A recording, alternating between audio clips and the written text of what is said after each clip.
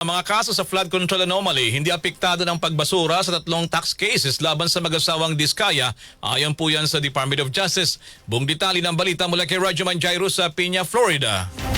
RMN Live Report!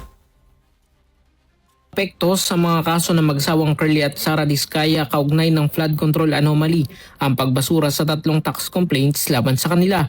Paglilinaw ito ng Department of Justice, makaraang i-dismiss ng panel of prosecutors ang ilang reklamo na inihain ng Bureau of Internal Revenue. Ayon kay DOJ spokesperson Atty. Polo Martinez, walang kinalaman sa mga flood control cases ang issue sa pagbabayad ng buwis ng mga Diskaya. Ibinasura ng Justice Department ang reklamo matapos mapag-alaman na hindi silang kailangang magbayad ng buwis sa mga biniling luxury vehicles kundi ang importer nito.